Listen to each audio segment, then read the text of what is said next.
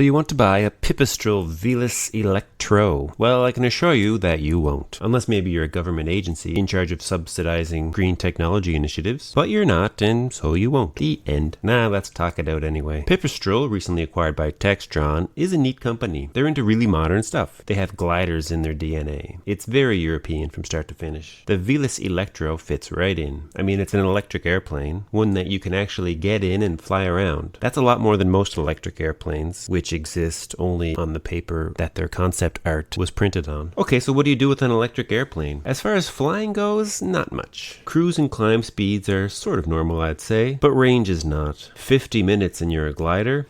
In North America, we have a 30-minute daytime VFR reserve requirement, though the POH quotes a 10-minute reserve. Doesn't leave a lot of time for flying around. It's marketed as a trainer, but it's in no way a replacement for a gas-powered airplane, for a variety of reasons. First is endurance, like we talked about. A quick look back at my logbook from my private training days shows an average flight time of about 1.2 hours. That just can't be done in one of these. Second, one thing that's common at busy flight schools is one student shutting down their airplane, and by the time they get out, the next student is halfway done the walk around, and it's back in the air within a few minutes. I remember the 172 that I did my instrument training on had long range tanks. It could fly for something like 7 hours and would do 4 or 5 training flights in a row before going to get filled up with gas, which was about a 3-minute process. The Velis Electro needs more than an hour between every flight. In order to get the same amount of training done, you would need twice as many airplanes, one to fly while the other was charging, which is too bad because these planes cost about twice as much as their gas-powered sisters. What about operating costs? No fuel bill, right? A full charge only costs about $2. As for maintenance, the non-engine stuff is the same as a regular airplane. Tires, brakes, so on. As for maintaining the motor and the batteries, it's a good question. Batteries have a lifespan and currently cost something a little over $20,000 to replace. The motor has to be sent back to Pipistrel to have maintenance done at 300 hours, though I couldn't find a solid answer on how much that would cost. They do quote their operating cost for the Electro at 60% less than the gas-powered Velis,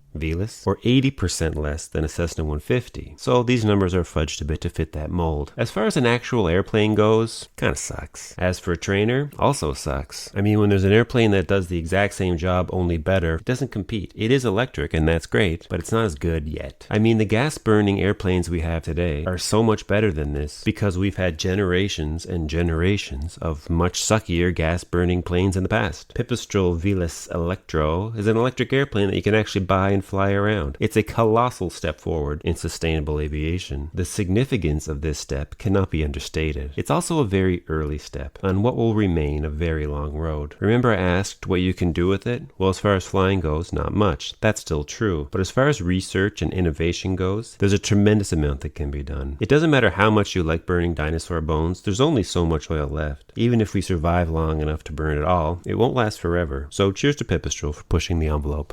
That's Pipistrel Velis Electro. Thanks for watching. Thank you Dynon for sponsoring. See you in the next.